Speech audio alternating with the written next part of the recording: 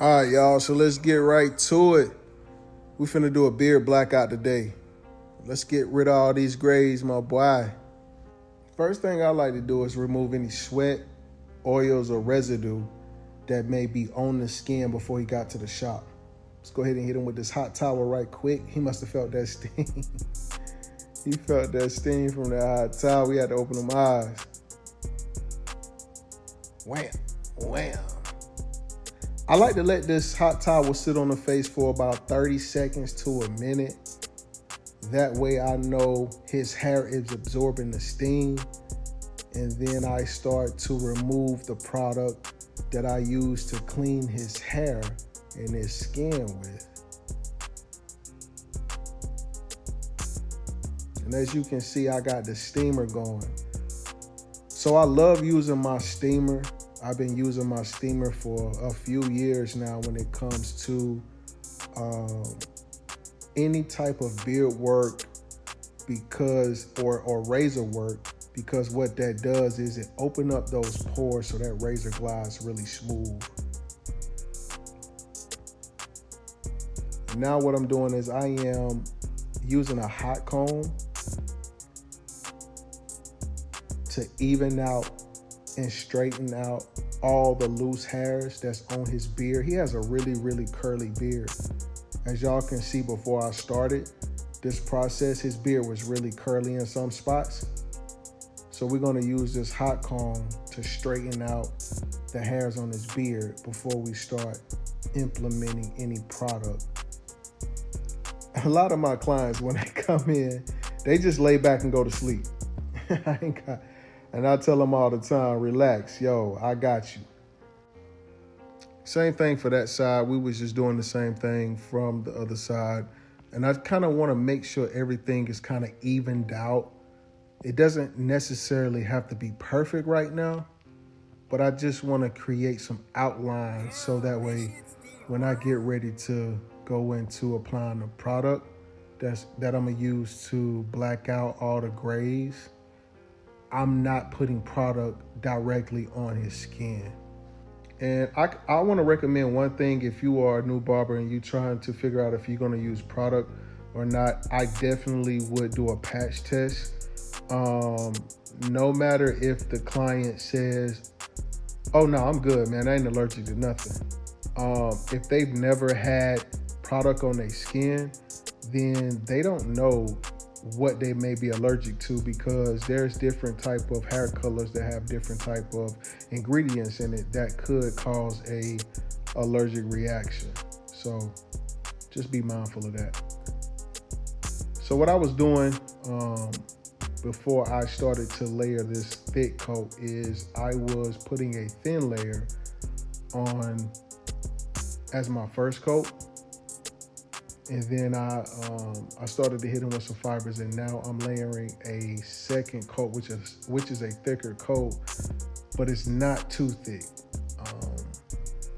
I kind of like to go over the hair a couple different times, maybe 3 to 4 different times, so that way I know the product is laying even and it's not a build up of product on one side versus the other side.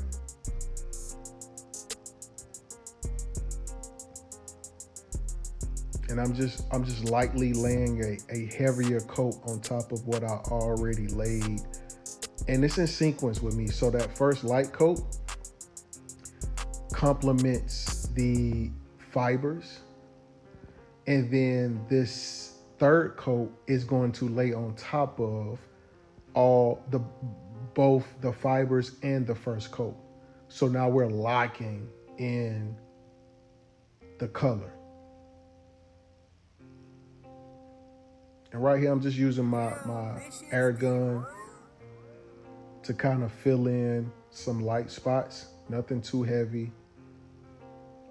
Again, I'm not trying to put product on his skin. I'm just trying to make sure everything is even before I get into any kind of detail work.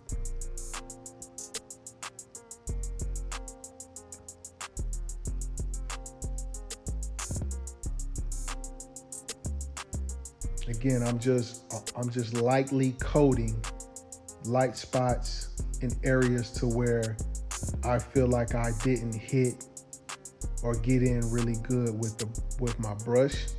I was using my air gun to hit those light spots. Like, it's more direct, like a sniper. Here I am, I'm cleaning everything out. I'm combing everything down. I'm making sure everything is even. Now I'm taking my trimmers and I am creating my outline.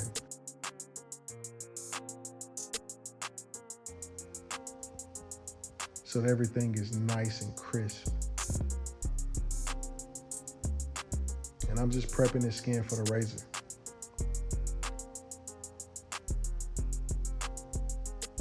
So right here, I'm applying my aftershave or my anti-bump lotion.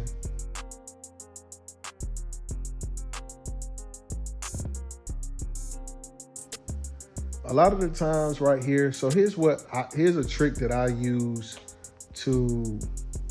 that prevents a lot of hair bumps.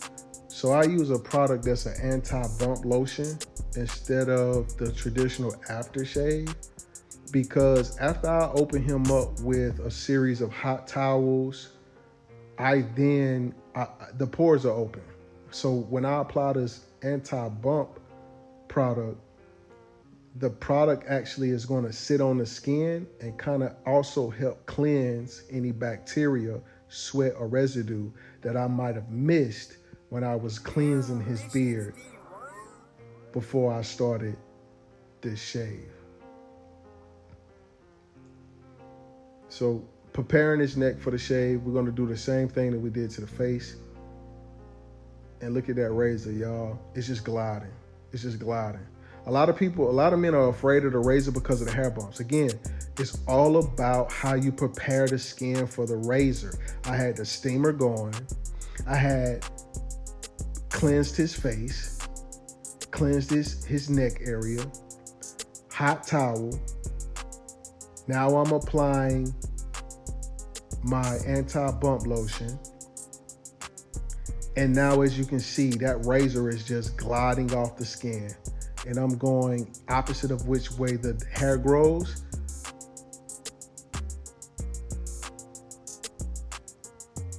This is why I'm so confident in my razor work, because I prepare the skin for that razor. So I'm always confident that I'm not going to create a situation to where a client has razor bumps.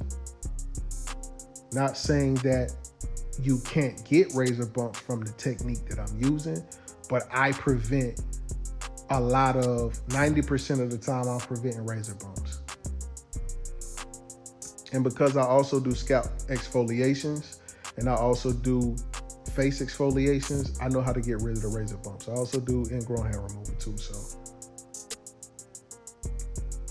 And as you can see, we just making sure everything is nice and tight. I don't want to see any product on his skin. All the product that I want to see is on his beard.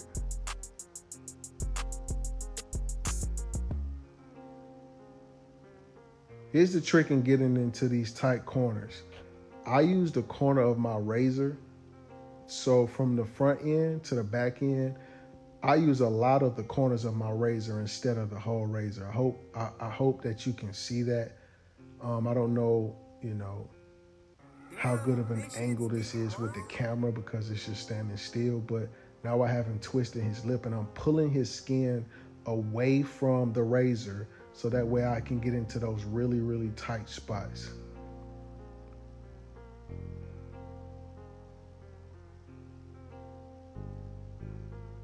And I'm just combing out any extra residue off the beard so that way I can make sure I am seeing my line, making sure everything is nice and symmetrical.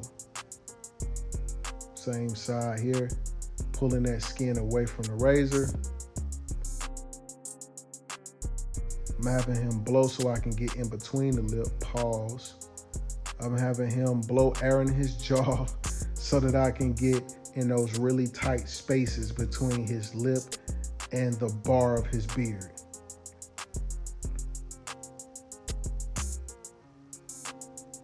Yeah, this came out dope. This came out really dope.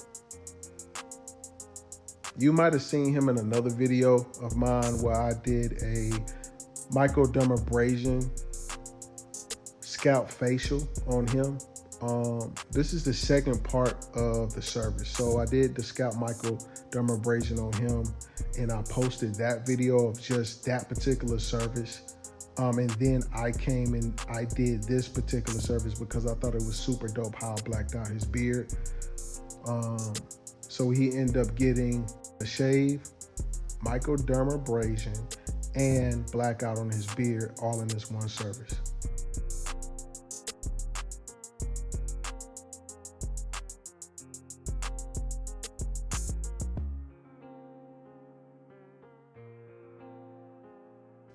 Now I'm using a smaller brush so that I can get in between those little tight spaces. Again, I don't want to put any product on his skin. I'm just outlining his beard where I did the razor work. Taking out any small little gray hairs that I see, combing through, making sure everything is even. And again, I like to leave just a little bit of a gray shadow so it looks natural. Like he has a naturally gray beard. So when this starts to wear off, when this hair dye starts to break down, you're starting to see the gray and it doesn't start to look crazy. So this is the microdermabrasion that I was talking about. So I had already did the shave. You may see that in another video with the microdermabrasion. This video is about beard work. Y'all let me know how y'all feel about that.